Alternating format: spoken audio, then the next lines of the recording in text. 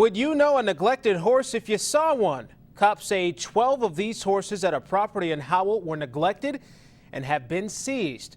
It's our lead story at 5:30, one of the biggest seizures of horses ever in Livingston County.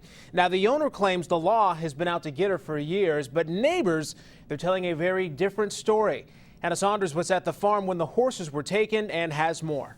Have these horses been neglected? No. Jean Wainscott says her horses were well cared for.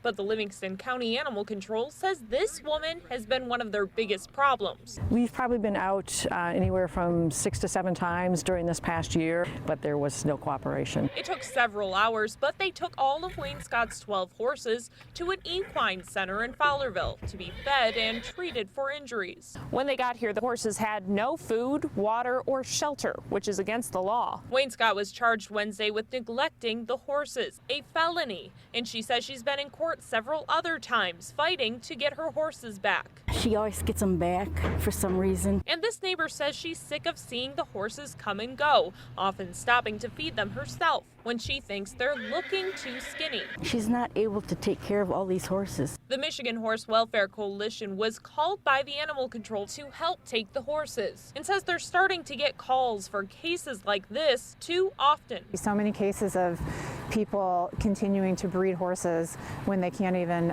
take care of the ones that they have. Especially after last summer's drought causing a spike in the cost of hay, which Wainscott admits has been tough on her wallet, but still says the animals had enough food and water and were just fine using the trees for shelter, claiming Animal Control is just out to get her. Am I surprised that they showed up to do this since it's going to go to court and since they want all of this on TV, etc.? No, I'm not surprised. In Howell, Hannah Saunders, Fox 47 News.